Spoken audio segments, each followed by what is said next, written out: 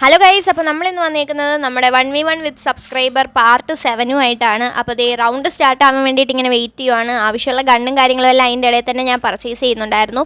അപ്പോൾ നമ്മുടെ round start ചെയ്യാനുള്ള ആ ടൈമിൽ നിങ്ങൾ പോയിട്ട് ലൈക്ക്, ഷെയർ, കമൻറ്റ്, സബ്സ്ക്രൈബ് എല്ലാം ചെയ്തിട്ട് വായോ.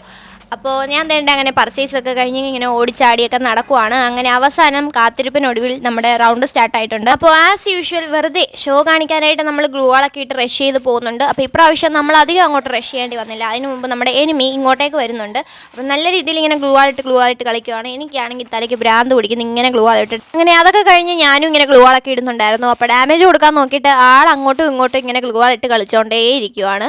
അത് കഴിഞ്ഞ് പിന്നെ ഞാൻ ഇങ്ങനെ അവിടെ തന്നെ നിന്നു. വരട്ടെ, എപ്പോഴെങ്കിലും ഇങ്ങോട്ട് വരുമായിരിക്കും. അങ്ങനെ ഇങ്ങോട്ട് വരുമ്പോൾ ഞാൻ ഈ ഗ്ലൂവാളിൻ്റെ പുറകിൽ പോകും. അപ്പോൾ പിന്നെ ആൾ അങ്ങോട്ടേക്ക് പോകും. അങ്ങനെ പിന്നെ ഞാൻ സോണൊക്കെ ഇങ്ങനെ ഷ്രിങ്കായി വരുന്നത് കാരണം പിന്നെ ഗ്ലൂവാളൊക്കെ ഇട്ട് ഫ്രണ്ടിലോട്ട് കയറി. അപ്പോൾ വേണ്ട കുറച്ച് ഡാമേജ് കിട്ടി. പിന്നെ വേഗം തന്നെ മെഡിക്കറ്റൊക്കെ യൂസ് ചെയ്യാനായിട്ട് പോയി. പക്ഷേ അതിന് മുമ്പ് നമ്മുടെ ഹെൽത്തൊക്കെ ഇൻക്രീസ് ചെയ്യുന്നുണ്ടായിരുന്നു നമ്മുടെ ക്യാരക്ടറിൻ്റെ ഗുണം കാരണം. അങ്ങനെ പിന്നെ കുത്തിപ്പിടിച്ച് നല്ല ഡാമേജൊക്കെ കൊടുക്കുന്നുണ്ട്. പക്ഷേ അങ്ങോട്ടും ഇങ്ങോട്ടും ഇങ്ങനെ വഴുതി കളിച്ചുകൊണ്ടേ ഇരിക്കുവാണ്. അത് കഴിഞ്ഞ് പിന്നെ എന്തെങ്കിലും കൊടുക്കും ഡാമേജ് അതിനനുസരിച്ച് ആളിങ്ങനെ വഴുതി പൊക്കോണ്ടേ ഇരിക്കുവാണ്. ഗ്ലൂവാൾ ഇട്ടിട്ട് ഈ ഗ്ലൂവാൾ കണ്ടുപിടിച്ച ആളെ തല്ലിക്കൊല്ലണം.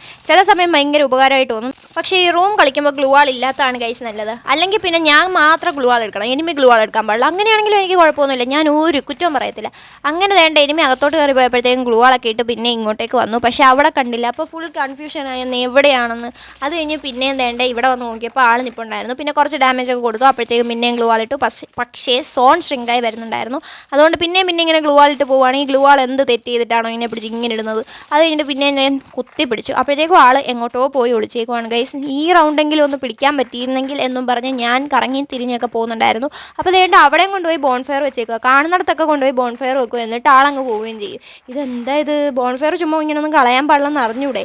അത് കഴിഞ്ഞിട്ട് പിന്നെ എന്തേ ഗ്ലൂവാൾ ഇട്ട് കാണിച്ചു ഞാൻ ഇവിടെ ഉണ്ടെന്ന്. അപ്പോൾ ഞാൻ എന്തേണ്ട ഗ്ലൂവാളൊക്കെ ഇടുന്നുണ്ട്. പിന്നെ ഞാൻ വിചാരിച്ചു അവിടെങ്ങാനും പെട്ടു പോകുന്നു, കാരണം സോൺ ഷ്രിങ്കായി വരുന്നുണ്ട്. അത് കഴിഞ്ഞ് ഞാൻ ഗ്ലൂവാൾ ഇട്ടത് ജസ്റ്റ് മിസ്സായിരുന്നു, ചിലപ്പോൾ കുടുങ്ങാൻ സാധ്യതയുണ്ടായിരുന്നു. പിന്നെ അപ്പം ഇങ്ങനെ 2-3 ഗ്ലൂവാൾ അടുപ്പിച്ചിട്ട് ആ ഗ്ലൂവാളൊന്ന് പോയി ശരിയാകും, ഇറങ്ങാൻ പറ്റും എന്നുള്ള ബോധം എനിക്ക് അപ്പോൾ വരത്തുമില്ല.